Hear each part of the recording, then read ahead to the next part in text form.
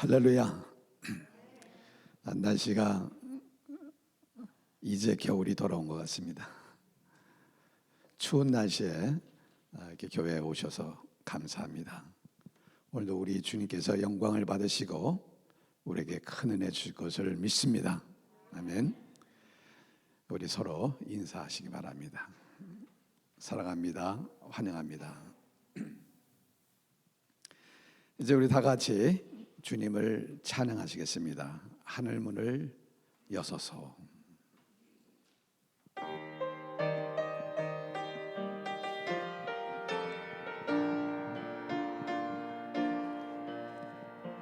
하늘 문을 여소서. 이곳을 주목하소서. 주를 향한 노래가 꺼지지 않으니 하늘을 열고 보소서. 이곳에 임재하소서. 주님을 기다립니다. 기도의 향기가 하늘에 닿으니 주여 임재하여 주소서. 이곳에 오셔서 이곳에 앉으소서. 이곳에서 드리는 예배를 받으소서. 주님의 이름만이 오직 주의 이름만 이곳에 있습니다. 이곳에 오셔서 이곳에 앉으소서. 이곳에서 드리는 예배를 받으소서. 주님의 이름만이 오직 주의 이름만 이곳에 있습니다. 하나님, 우리에게 은혜를 베풀어 주시고 우리에게 복을 내려 주십시오. 주님의 얼굴을 환하게 우리에게 비추어 주시어서 온 세상이 주님의 뜻을 알고 모든 민족이 주님의 구원을 알게 하여 주십시오. 하나님, 민족들이 주님을 찬송하게 하시며 모든 민족들이 주님을 찬송하게 하십시오. 하나님께서 우리에게 복을 주실 것이니 땅끝까지 온 누리는 하나님을 경외하여라. 아멘. 하나님 아버지, 존귀와 영광과 찬양을 받으시옵소서. 오늘도 마음을 모아 정성을 모아 신령과 진리로 드리는 예배가 되게 하여 주옵시고 주님의 은혜와 영광이 충만한 예배가 되게 하여 주옵소서. 하나님, 예배를 통해서 성령의 강권적인 역사하심을 체험하는 시간이 되게 하시고 주님의 음성을 듣고 깨닫는 시간이 되게 하시고 위로와 소망이 넘치는 시간이 되게 하시고 회개의 역사와 결단이 있는 시간이 되게 하여 주옵소서. 또한 이 시간 거룩하신 하나님의 자녀다움을 회복하는 시간이 되게 하시고 우리가 살아가는 삶의 현장에서 거룩하신 하나님의 자녀답게 오직 주님만을 기쁘시게 하는 삶을 살아갈 수 있는 성령의 능력을 우리에게 주시옵소서. 우리의 예배를 기뻐하시는 우리 주 예수 그리스도의 이름으로 기원하옵나이다. 아멘. 사도신경으로서 우리 신앙을 고백하시겠습니다. 나는 전능하신 아버지 하나님 천지의 창조자를 믿습니다. 나는 그의 유일하신 아들 우리 주 예수 그리스도를 믿습니다. 그는 성령으로 대되어 동정녀마리아에게서 나시고 본도 빌라도에게 고난을 받아 십자가에 못 박혀 죽으시고 장사된 지 사흘 만에 죽은 자 가운데서 다시 살아나셨으며 하늘에 오르시어 전능하신 아버지 하나님 우편에 앉아 계시다가 거기로부터 살아있는 자와 죽은 자를 심판하러 오십니다. 나는 성령을 믿으며 거룩한 공교회와 성도의 교제와 죄를 용서받는 것과 몸의 부활과 영생을 믿습니다. 아멘.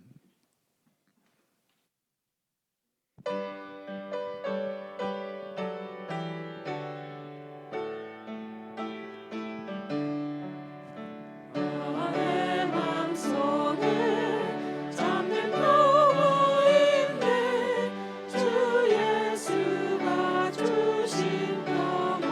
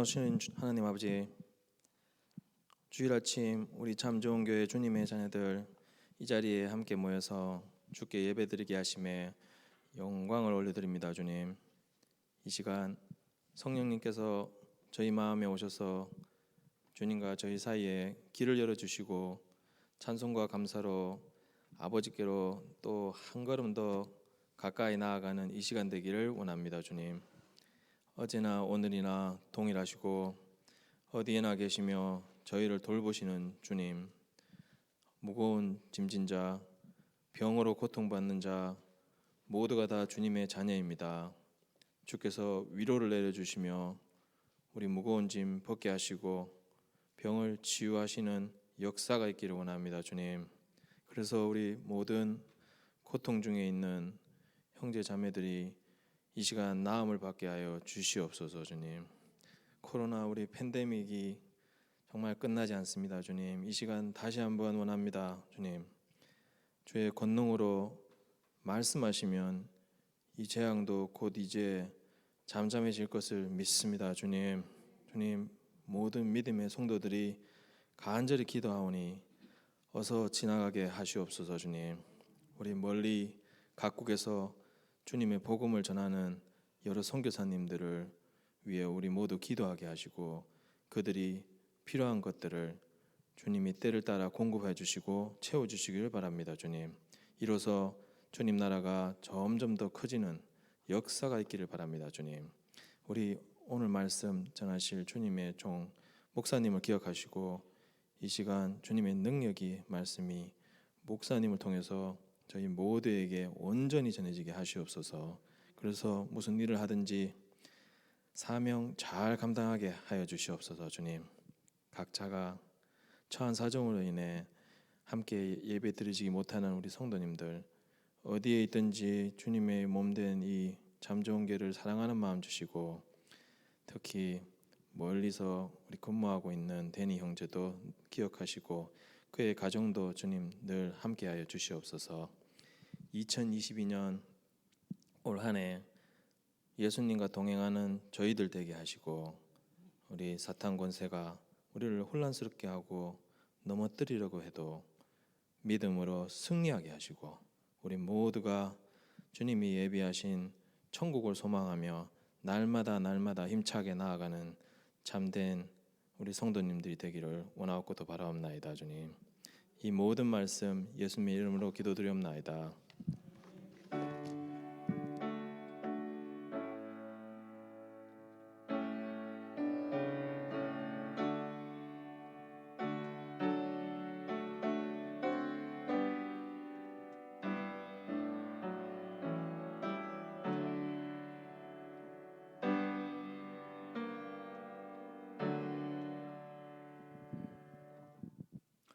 사무엘하 6장 11에서 15절 말씀입니다. 여호와의 괴가 가드 사람 오베데돔의 집에 석 달을 있었는데 여호와께서 오베데돔과 그의 온 집에 복을 주시니라. 어떤 사람이 다윗 왕에게 아뢰어 이르되 여호와께서 하나님의 괴로 말미암아 오베데돔의 집과 그의 모든 소유에 복을 주셨다 한지라. 다윗이 가서 하나님의 괴를 기쁨으로 메고 오베데돔의 집에서 다윗성으로 올라갈새 여호와의 궤를 맨 사람들이 6걸음을 가매 다윗이 소와 살찐 송아지로 제사를 드리고 다윗이 여호와 앞에서 힘을 다하여 춤을 추는데 그때 다윗이 배 에봇을 입었더라. 다윗과 온 이스라엘 족속이 즐거이 환호하며 나팔을 불고 여호와의 궤를 메어오니라. 아멘. 사무엘하 6장에는 이스라엘 왕이 다윗이 되고 난 다음에 하나님의 궤를 다윗성 예루살렘으로 옮겨오는 그 에피소드가 기록되어 있습니다. 하나님의 궤는 여러 이름으로 불리는데 언약궤, 법궤, 증거궤, 여호와의 궤, 그리고 또 그냥 궤라고도 이렇게 성경에 나와 있습니다. 오늘은 법궤라고 제가 통일해서 법궤라고 말씀을 드리겠습니다. 법궤는 보이지 않는 하나님이 보이는 하나님으로 이스라엘 백성들 가운데 계신다는 것을 의미합니다. 출애굽기 25장 22절 말씀에 보면은 거기서 이 법궤 앞에서 내가 너와 만나고 속죄소 위 곧 증거궤 위에 있는 두 그룹 사이에서 내가 이스라엘 자손을 위하여 내가 내게 명령할 모든 일들을 내게 이르리라 라고 말씀하고 있어요.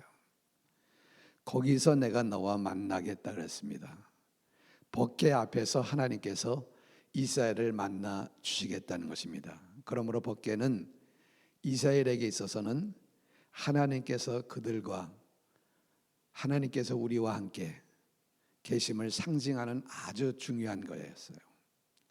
시내산 이후로 법궤는 항상 이스라엘 백성들이 광야 생활할 적에 함께 했습니다. 중심이 돼서 함께 했습니다. 가나안에 정착한 후에는 기브온의 성막을 세우고 거기에 법궤를 두고 아주 소중하게 모셨습니다. 그런데 이스라엘 백성들이 하나님의 유일 신앙을 지키지 못하고 가나안 땅의 타락한 문화에 빠졌고 또 우상 숭배를 하게 됩니다. 그래서 결국 하나님의 징계를 받는데 주변국들로부터 공격을 받습니다. 그런데 이스라엘이 블레셋과 전쟁에서 대패하고 그 다음에 이 법궤마저 뺏겨 버립니다. 법궤를 탈취한 블레셋은요, 이 법궤를 자기들이 섬기는 다곤 신전 안에 갖다 두었습니다. 근데 이튿날 보니까 법궤 앞에 다곤 신이 이렇게 엎드려져 있고 다음 날에는 아예 손과 발이 다 잘려나간 채 얼굴을 땅에 쳐박고 엎드려져 있게 됩니다. 그래서 블레셋 사람들에게는 굉장한 위기를 느꼈고 더 나아가서는 그 지역, 이 법궤가 있는 지역마다 그 전염병이 돌아서 큰 재앙으로 블레셋 사람들이 고통을 당하게 됩니다. 결국 블레셋은 이 두려운 법궤를 암소 2마리가 끄는 새 수레에 실려 가지고서 블레셋과 이스라엘의 경계인 그 베세메스라고 하는 마을로 이제 그걸 돌려보내요. 근데 베세메스 사람들이 이제 그 법궤가 도착하자 그것을 구경하기 위해서 안을 들여다보다가 하나님이 치심으로 많은 사람이 죽었습니다. 5만 70명이 죽었다고 성경은 말씀하고 있습니다. 오늘날 보면은 뭐 별로 큰 숫자는 아니라고 생각되지만 그 당시에 그 숫자는 굉장한 숫자죠. 어쨌든 법궤를 들여다보므로 많은 사람이 죽었고 그러므로 인해서 법궤가 돌아왔지만은 아무도 신경 쓰는 사람이 없었습니다. 그래서 이 법궤는 본래 있던 곳이 아니라 기란 여아림 아비나답의 집에 들여놓게 되고 오랫동안 무려 70년 동안 기란 여아림 아비나답의 집에 방치 상태로 법궤가 있게 됩니다. 그 70여 년 동안 이 법궤와 관련된 이스라엘 백성들의 신앙의 행위들은 성경에 전혀 나타나 있지 않습니다. 이것은 이스라엘 백성들의 마음이 하나님으로부터 멀리 떠나 있었다는 것을 의미합니다. 이스라엘은 법궤를 통한 하나님을 섬길 그 규례도 하나님을 다 잊어버리고 살았다는 것을 의미하는 것입니다. 그러나 다윗은 자신이 왕이 돼서 여부스 족속에게서 시온산 예루살렘을 빼앗고 수도를 헤브론에서 예루살렘으로 옮깁니다. 지정학적으로 가나안이 중간 위치에 있기 때문에 이스라엘 전체를 이렇게 통치하기에 아주 용이한 지역이기 때문에 수도를 옮긴 거예요. 그리고 다윗은 무엇보다도 먼저 방치된 법궤를 예루살렘으로 옮겨오기를 간절히 원했습니다. 다윗은 법궤를 옮기기 위해서 이스라엘 전역에서 각 지파를 대표한 3만 명을 동원하는데 오늘 본 사무엘하 6장 1절을 한번 보세요. 다윗이 이스라엘에서 뽑은 무리 3만 명을 다시 모으고 법궤를 옮겨오기 위해서 각 지파 대표들 3만 명을 동원한 거예요. 법궤에 대한 온 이스라엘 백성들의 관심을 회복시키고 예루살렘을 종교적 중심지로 만들고 통일 왕국 이스라엘을 결속시키고자 했던 것이 바로 이러한 그 법궤를 옮겨오기 위해서 3만 명을 동원한 일에 있는 것입니다. 그리고 더 나아가서는 목동이었던 자신을 이스라엘 왕으로 세우신 하나님께서 이스라엘의 진정한 통치자가 되심으로 법궤는 당연히 예루살렘에 있어야 한다고 생각했던 것입니다.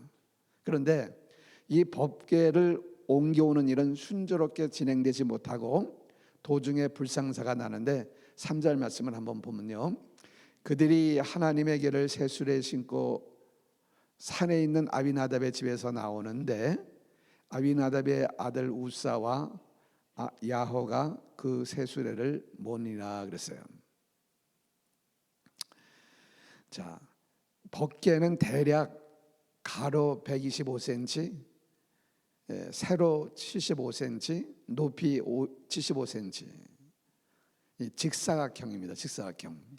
아카시아 나무로 만들고 그냥 조각못이죠. 아카시아 나무 같은 조각못으로 만들어졌고 그 안팎에는 이제 순금으로 이렇게 뒤집어 씌운 것입니다. 그리고 양 옆에는 고리가 황금 고리가 2개씩 있어갖고서 긴 채가 이제 끼어져 있습니다. 왜냐하면은 법궤를 운반할 적에는 이렇게 사람이 메어서 옮길 수 있게끔, 또 왜 채가 끼어져 있냐면은 법궤를 손대면 안 되기 때문에 그렇습니다. 그런데 보세요. 6절 말씀에 보면 6절 7절 말씀에 보면은 그들이 법궤를 실은 그 수레가 나곤의 타작마당에 이르러서는 소들이 띠므로 우사가 손을 들어 하나님의 궤를 붙들었더니 여호와 하나님이 우사가 잘못함으로 말미암아 진노하사 그를 그곳에서 치시니 그가 거기 하나님의 궤 곁에서 죽으니라라고 말씀하고 있습니다. 자, 이 법궤를 실은 수레가 나곤의 타작마당에 이르렀을 적에 갑자기 이 소들이 뛰었다 그랬어요. 날뛰기 시작했어요. 법궤가 떨어질까 봐 우사가 급히 법궤를 붙들었는데 이것 때문에 하나님이 진노하셨다. 그리고 그 자리에서 죽었다고 말씀하고 있습니다. 여기서 우리는 이런 질문이 생겨요. 왜 우사가 죽어야 하는가? 법궤가 땅에 떨어지지 않도록, 상하지 않도록 붙잡은 것이 무슨 잘못인가? 그래도 오늘 본문 7절 말씀에 보면은 분명히 우사가 잘못함으로 하나님께서 진노하셨다, 우사가 잘못했다고 말씀하고 있어요. 무슨 잘못을 했나? 우리가 민수기 4장을 보면 이해할 수가 있는데, 민수기 4장 보세요. 고앗 자손들이 와서 맬 것이니라. 그러나 성물은 만지지 말라. 그들이 죽으리라. 해막 물건 중에 이것들은 고앗 자손들이 맬 것이며 그랬습니다. 자, 율법에 의하면 법궤에 옮기는 일은 레위 자손 중에서 고앗 자손들이 반드시 어깨에 메고 운반하도록 되어 있고요. 그런데 그들은 수레에 실어서 날랐어요. 왜냐하면 블레셋에서 법궤를 보낼 적에 수레에 실려서 온 것을 보았기 때문에 수레로 옮기는 것이 당연하다고 생각했을 것입니다. 아니, 수레로 운반하는 것이 훨씬 쉽고 편리하다고 생각한 거예요. 이런 생각이 그들을 불순종하게 만들었는데, 그리고 절대로 만져서는 안 된다고 그랬는데, 만지면 죽는다고 그랬는데, 그래서 법궤를 만지지 못하도록 양쪽에 긴 채가 끼어져 있는데 손으로 법궤를 잡은 우사의 행동은 하나님이 정하신 규례를 범한 것이 된다는 거예요. 하나님의 말씀을 경홀히 여겼기 때문이라는 것입니다. 여러분, 우리는 여기서 중요한 교훈을 깨달아 알아야 하는데, 우리가 아무리 좋은 일을 한다고 할지라도, 우리가 아무리 열심히 한다고 할지라도, 그것이 하나님을 위하는 일이라 할지라도 내 마음대로 내 생각대로 해서는 안 된다는 것을 여기서 말씀하고 있습니다. 하나님께서 정하신 뜻대로 해야 된다는 거예요. 하나님 말씀대로 해야 된다는 것을 여기에 말씀하고 있는 것입니다. 교회 일에 있어서 모든 일은 하나님의 말씀과 하나님이 세우신 질서에 따라 해야 한다는 것을 여기에 말씀하고 있습니다. 하나님의 일을 하면서 인간적 어떤 사고와 판단, 이기적인 계산과 방법에 따른다면은 우사의 비극은 오늘 우리에게도 일어날 수 있다는 것을 우리에게 교훈하고 있습니다.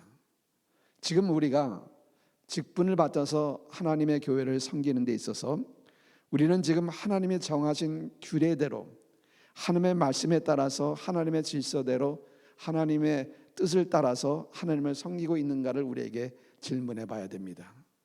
그 방식이 불편해 보이고 실용적이지 않다고 할지라도 하나님 정하신 방법에 따라서 하나님을 섬겨야 하는 것입니다. 얼마나 열심히 했는가가 아니라 하나님이 원하시는 일을 하나님이 원하시는 방법대로 하는 것이 중요한 거예요. 우리가 하는 일들이 그 동기와 목적이 선해야 되지만은 그 과정도 하나님의 말씀에 맞아야 된다는 거예요. 이것을 늘 되돌아보는 모습이 우리에게 필요한 거예요. 하나님의 기뻐하시는 뜻에, 하나님의 기뻐하시는 방식대로 우리는 주님을 섬겨야 하는 것을 여기서 우리에게 말씀하고 있는 것입니다. 자신들의 경험에 따라서, 자신들의 편리에 따라서 섬기다가 우사가 바로 죽었고, 우사의 죽음으로 인해서 다윗이 너무 놀랐고 두려워서 법궤를 예루살렘으로 옮기는 것을 중단해요. 그런 사건이 있었는데 누가 법궤를 가까이 하려고 하겠습니까? 그런데 가드 사람 오벳에돔이 자원해서 자기 집으로 법궤를 메어가는데 10절 말씀 보겠습니다. 다윗이 여호와에게를 옮겨 다윗성 자기에게로 메어가기를 즐겨하지 않았다. 이 우사 사건으로 인해서 즐겨하지 아니하고 가드 사람 에벳오돔의 집으로 메어간지라 그랬습니다. 법궤로 인해서 죽었어요. 많은 사람 다 두려워하고 가까이 하지 않았습니다. 아무도 나서지 않았어요. 근데 오벳에돔은 죽을 각오를 하고 자원해서 하나님의 계를 실어간 게 아니라 여기에 자기 집으로 메어갔다고 말씀하고 있습니다. 이로 인해서 하나님께서 오벳에돔의 집에 큰 복을 내리셨는데, 법궤는 하나님의 임재의 상징이고 하나님의 임재는 하나님을 바로 섬기는 사람에게는 큰 복이지만은 하나님을 바르게 섬기지 않는 자들에게는 오히려 큰 화가 될 수 있다는 것을 우리에게 말씀하고 있습니다. 하나님은 오벳에돔의 집에 복을 주셨는데 11절 말씀 한번 보세요. 여호와의 계가 가드 사람 오벳에돔의 집에 석 달을 있었는데 여호와께서 오벳에돔과 그의 온 집에 시작 복을 주시니라 그랬습니다. 유대 역사가 요세푸스는 이렇게 기록하고 있어요. 법궤가 오벳에돔의 집에 들어갈 적에는 그 집이 제일 가난했었다. 3개월 후에 법궤가 나올 때는 그의 집이 가장 부잣집이었다. 역사가가 그렇게 기록했어요. 그런데 이 오벳에돔이 받은 복에 대해서는 역대상 26장에 보면은 4절로 9절 말씀 보면은 그 말씀 나오는데, 오벳에돔은 레위 자손 고라의 후손입니다. 성전 문지기로 평범한 집안이었지만은 법궤를 모심으로 자손이 아주 번창하는 복을 받았고, 또 자손들 중에 큰 인물이 많이 나왔다고 그랬고, 자손들 모두가 능력 있는 유능한 사람이 되었다고 말씀하고 있습니다. 자, 역대상 13장 말씀 한번 보겠습니다. 14절. 하나님의 계가 오벳에돔의 집에서 그의 가족과 함께 석 달을 있었느니라 그랬습니다. 석 달 있었어요. 그 다음에 여호와께서 오벳에돔의 집과 그의 모든 소유에 복을 내리셨더라 라고 기록하고 있어요. 자, 3개월 오벳에돔의 집에 있었습니다. 근데 그 집이, 그 자손들이 큰 복을 받았어요. 무슨 말입니까? 3개월만 정말 마음과 정성을 다해서 힘을 다해서 잘 믿어도 하나님께서 큰 복을 주신다는 것입니다. 우리 당대뿐 아니라 우리 자손들까지 복을 주신다는 것을 이 오벳에돔을 통해서 우리에게 가르쳐주고 있는 거예요. 하나님께서 오벳에돔 가정에 주신 복은 이 가정 이렇게 안에만 머무는 게 아니라 소문이 났어요. 얼마나 많이 눈에 보이도록 넘치도록 복을 주셨는지 우리가 알 수 있습니다. 그래서 사무엘하 6장 12절에 보면은 다윗에게 이것이 전달되는데, 어떤 사람이 다윗 왕에게 아뢰어 이르되 여호와께서 하나님의 계로 말미암아 오베드에돔의 집과 그의 모든 소유에 복을 주었다 한지라. 다윗이 가서 하나님의 계를 기쁨으로 메고 오베드에돔의 집에서 다윗성으로 올라갈세. 자, 다윗은요 그 오베드에돔의 집에 복을 주셨다는 소식을 들어요. 그래서 다윗은 법궤를 다시 옮겨오기로 그렇게 결정을 하고 옮겨오는데, 철저하게 하나님 말씀대로 지키면서 법궤를 예루살렘으로 옮겨와요. 역대상 15장 2절 말씀 보세요. 다윗이 이르되 레위 사람 외에는 하나님 궤를 맬 수 없나니 이는 여호와께서 그들을 택하사 여호와의 궤를 메고 영원히 그를 섬기게 하셨습니다. 그랬어요. 다윗은 전에 자기의 실수를 아는 거예요. 깨닫는 거예요. 아, 법궤는 레위 사람이 메어 옮기는 것이구나. 그걸 깨달아요.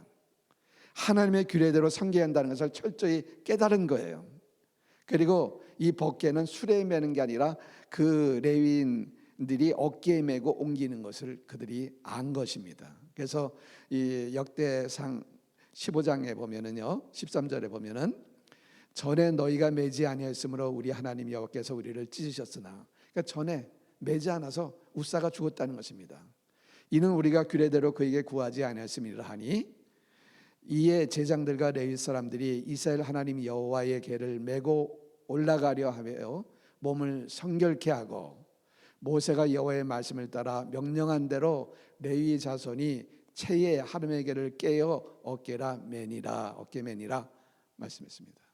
다윗은요 자신의 실수를 깨닫고 철저하게 준비한 거예요. 그리고 말씀대로 레위인들로 하여금 몸을 성결케 하고 법궤를 어깨에 메어 옮기게 했다는 것입니다. 그리고 제물 드려 기뻐하며 경배하는데, 사무엘하 6장 13절 말씀을 보면요 보세요. 여호와의 궤를 메는 사람들이 6걸음을 가며 다윗이 소와 살찐 송아지로 제사를 드렸다고 말씀했습니다. 우리는 이 말씀을 보면서 아, 다윗이 6걸음을 걸을 때마다 제사를 드렸다. 뭐 불교에서 삼보 일배 하듯이, 무슨 말인지 아시죠? 그렇게 했다고 생각하는데 그게 아니고요. 6걸음을 갔을 적에 제사를 드리기 시작했다는 거예요. 옮겨서 메고서 6걸음 갔을 적에 제사를 송아지를 잡아 제사를 드리기 시작했다는 것입니다. 14절 말씀 보세요. 다윗이 여호와 앞에서 힘을 다하여 춤을 추는데 그때에 다윗이 배에 에봇을 입었더라 그랬습니다. 제사를 드리고 다윗은 법궤 앞에서 기쁨에 겨워서, 기쁨에 겨우면 어떡합니까? 덩실덩실 춤을 추잖아요. 환호하는 거예요. 무슨 춤을 췄을까요? 여기서 말하는 춤은 빙빙 이렇게 도는 춤을 가리킵니다. 우리나라 강강술래처럼 이 이스라엘에서 춤은 이렇게 뺑 둘러서서 계속해서 막 펄쩍펄쩍 뛰면서 빙글빙글 돌면서 이렇게 춤을 추는 것이에요. 그걸요.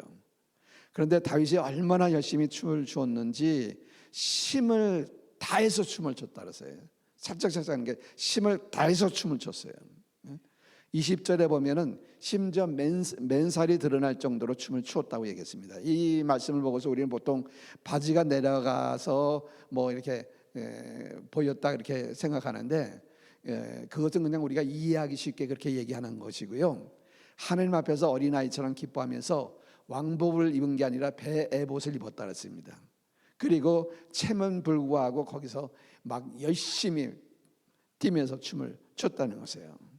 다윗이 얼마나 크게 기뻐하고 즐거워했는가를 우리가 여기서 알 수가 있습니다. 모든 백성들도 함께 나와서 한호성을 지르면서 나팔을 불며 기쁨에 참여한 것입니다. 15절 말씀 보겠습니다. 다윗과 온 이스라엘 족속이 즐거이 한호하며 나팔을 불고 여호와의 궤를 메오니라 그랬습니다. 자, 앞장서서 힘차게 막 춤을 추는 그 다윗의 모습을 한번 머릿속에 상상해 보세요. 다윗에게는 그 기쁨을 주체할 수가 없었던 거예요. 다윗이 어떻게 이렇게 크게 기뻐할 수가 있었을까? 이것은 하나님께로 오는 신령한 기쁨이 그를 춤추게 만들었다는 것입니다. 세상에 주는 기쁨과 전혀 다른 기쁨이에요, 이거예요. 세상에 주는 기쁨은 무엇이 생겨야 기쁨가 아닙니까?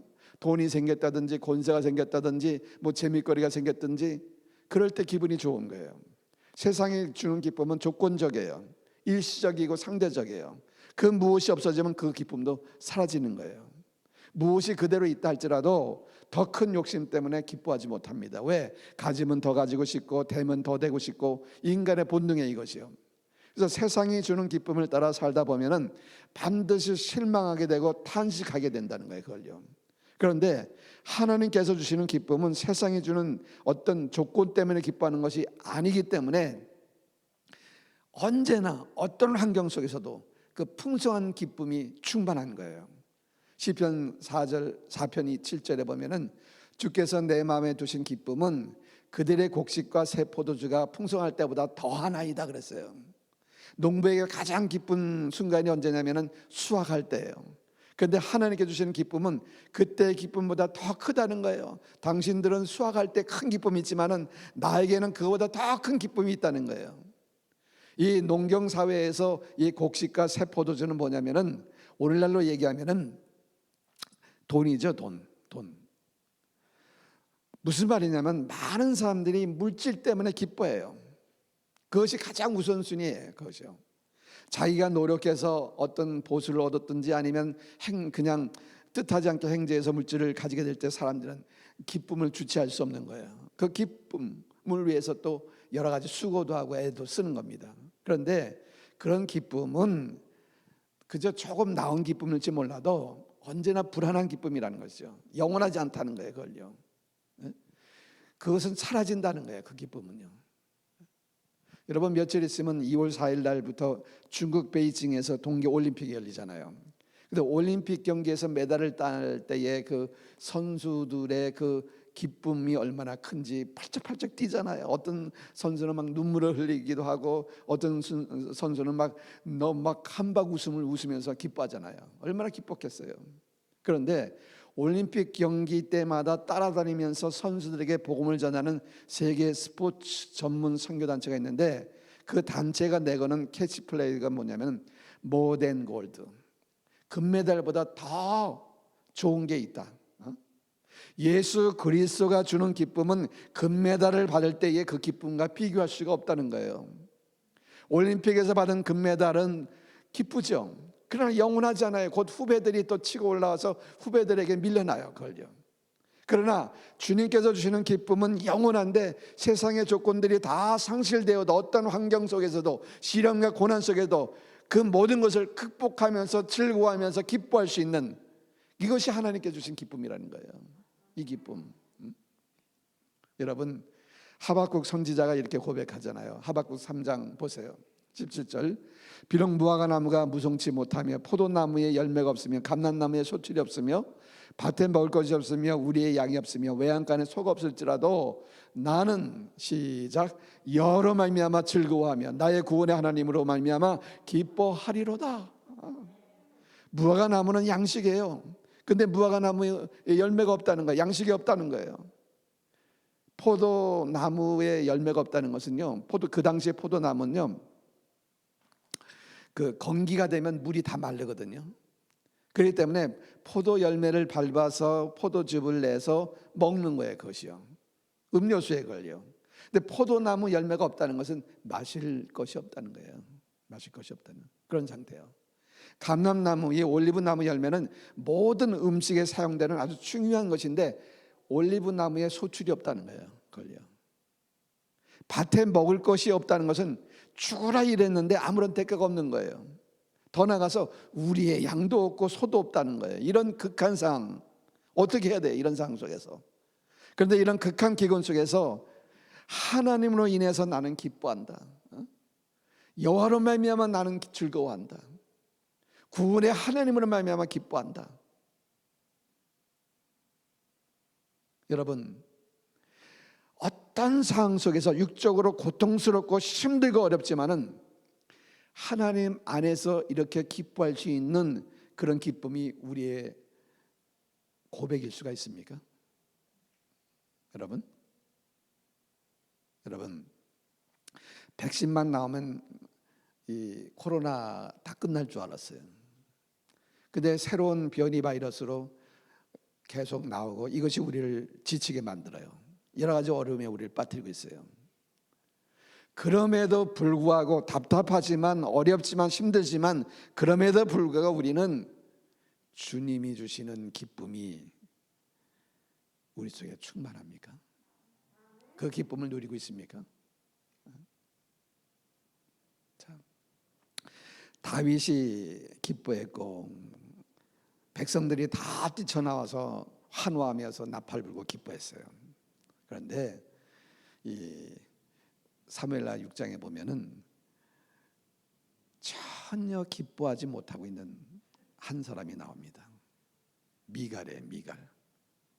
미갈은 나와보지도 않고 창밖으로 내다보면서 투덜거려요. 보세요. 16절 말씀.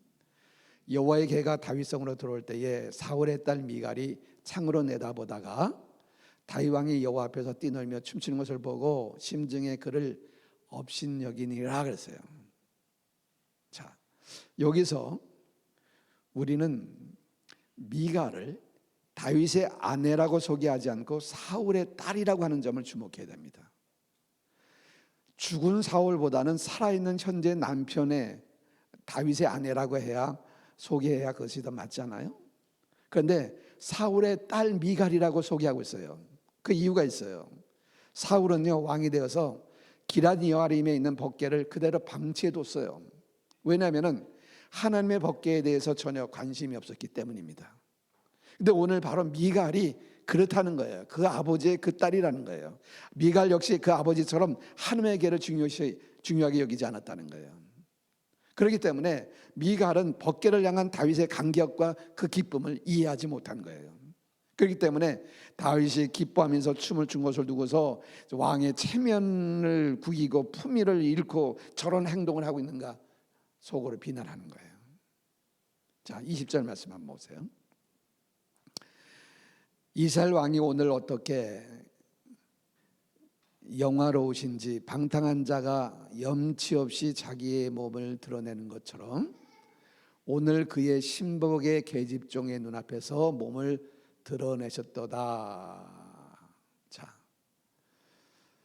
다윗이 베옷을 입었기 때문에 춤을 출 적에 속이 드러나기도 했을 거예요. 왕이 채통을 지키지 못했다는 거예요. 건달패들처럼 맨살을 드러냈다는 거예요. 경망스럽게 춤을 췄다는 거예요. 왜 그렇게 난리를 피냐고 빈정거리는 거예요. 그런데 그런 미갈에게 다윗이 이렇게 대답합니다. 21절 22절에 보면은 다윗이 미갈에게 이르되 이는 여호와 앞에서 한 것이라 그가 내 아버지와 그의 온 집을 버리시고 나를 택하사 나를 여호와의 백성 이스라엘의 주권자로 삼으셨으니 내가 여호와 앞에서 뛰놀리라. 내가 이보다 더 낮아져서 스스로 천하게 볼지라도 내가 말한 바 계집종에게는 내가 높임을 받으리란지라 그랬어요. 자, 다윗은 얘기해요. 내가 춤을 춘 거는 사람들 앞에서 사람들 보라고 춘 게 아니다. 하나님 앞에서 나는 기뻐한 것이다. 하나님 앞에서 춘 거라는 것입니다. 하나님은 나를 왕으로 세워주셨다는 거예요. 거기에 대한 감사하는 거예요. 자기를 목동에서 이렇게 세워준 것을 감사하는 거예요. 그래서 자기는 비록 천한 사람처럼 보일지라도 주님 앞에서 자기는 춤을 추겠다는 거예요. 걸려. 주님을 찬양하는 일이라면 이보다 더 낮아지고 천하게 보일지라도 나는 기뻐하겠다. 나는 춤을 추겠다. 다윗이 얘기하는 거예요. 여러분, 우리가 은혜 받을 적에 사탄이 늘 가장 가까운 사람을 통해서 공격합니다. 은혜 받은 후에 시험 들지 않도록 우리는 조심해야 돼요. 가까운 사람을 통해서 시험에 들어요. 여러분이 정성을 다해서 기쁨으로 주님을 섬겼는데 다른 사람의 조롱거리가 될 수도 있다는 거예요. 왜냐하면요, 교회에는 미갈 같은 사람이 있기 때문에 그렇습니다. 그러므로 낙심하지 말아야 돼요. 중요한 것은 다른 사람이 뭐라고 하는가, 다른 사람의 말이 중요한 게 아니고 다른 사람의 시각이 중요한 게 아니라 하나님께서 어떻게 보시는가가 중요한 거예요. 그런데 안타깝게도 미갈은 그런 영적인 기쁨을 체험해 보지 못했기 때문에 다윗을 이해할 수가 없었어요. 그런데 중요한 것은 여기에 다윗을 향한 비난은 다윗을 무시한 것이 아니라 하나님을 무시한 행위가 됐다는 거예요. 그 결과 미갈은 저주를 받는데 보세요. 23절에 보면은 사울의 딸 미갈이 죽는 날까지 그에게 자식이 없느니라 그랬어요. 그러므로는 말해요. 그 다윗을 비방했기 때문에 미갈이 죽는 날까지 자식을 낳지 못했다는 거죠. 요즘에 자식을 일부러 안 낳는 사람도 많지만 당시에는 자식이 없는 것이 저주였는데 그 당시에는 자식이 많은 것이 하나님의 복이었어요. 복의 상징이었어요. 그런데 미갈은 하나님의 징계로 말미암아 평생 자식을 낳지 못하고 자식 없이 평생 서럽게 살아가게 되었다는 것입니다. 사랑하는 여러분, 우리 중에 내 생각대로 내 기분대로 신앙생활하는 우사 같은 사람이 없는가? 우리 중에는 영적인 일에 무관심하고 열심히 믿음 생활하고 주를 기뻐하는 사람을 비난하는 미갈 같은 사람은 없는가? 정말 우리는 다윗처럼 하나님을 사랑하고 기뻐하고 하나님의 복을 사모하고 갈망하고 중심으로 하나님을 섬기려고 하는 다윗 같은 사람이 되시기를 바랍니다. 오베데돔 같이 자원해서 죽을지도 모르는데 죽음을 각오하고 섬김으로 자손 대대로 복받는 사람들이 되시기를 바랍니다. 여러분, 또 한 가지 질문이 있습니다. 오늘 여러분에게 하나님의 개는, 이 복개는 어디에 있습니까? 혹시 방치되어 있지 않습니까? 바쁜 세상 일 때문에, 세상의 재미 때문에 어디 있는지조차 모르고 사십니까? 이제 이 시간부터는 우리는 정말 하나님을 우리 삶의 중심에 두는 거예요.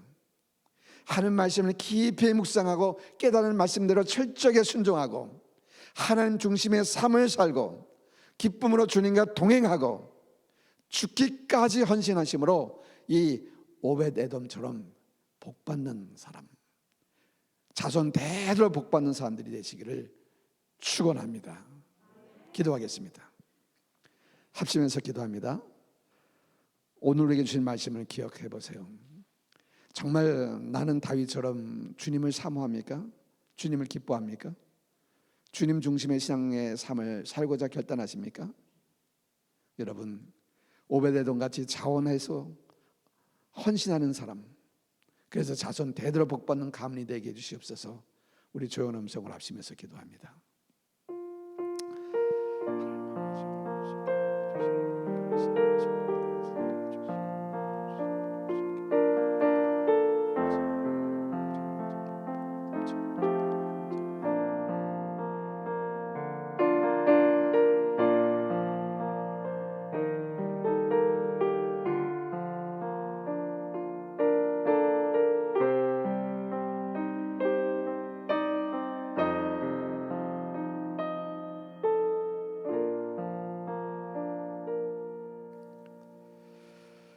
하나님 아버지, 우리는 우사처럼 제멋대로 신앙생활하고 있지는 않습니까?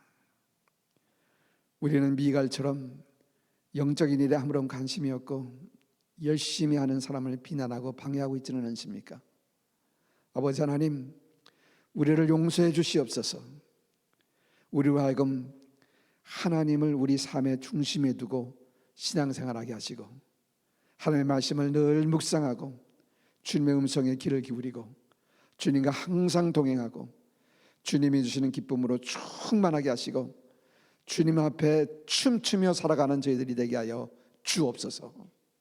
오베데돔처럼 자원하는 마음을 주셔서 늘 섬기는 삶을 살게 하시고 남들이 하기 싫어하는 것까지 기쁨으로 섬기는 삶을 살아가는 저희들 되게 하시고 이로 인해서 하나님께 주시는 복을 자손 대대로 누리는 우리 모두가 되게 하여 주옵소서. 예수님의 이름으로 기도하옵나이다. 아멘.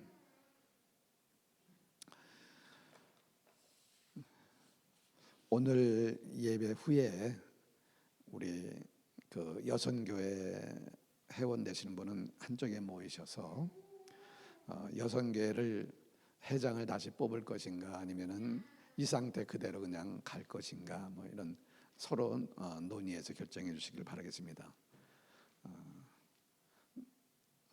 남성교회도 뭐 2층에 모이셔서 이렇게 한번 같이 서로 이 얘기를 나눠주시기를 부탁을 드립니다.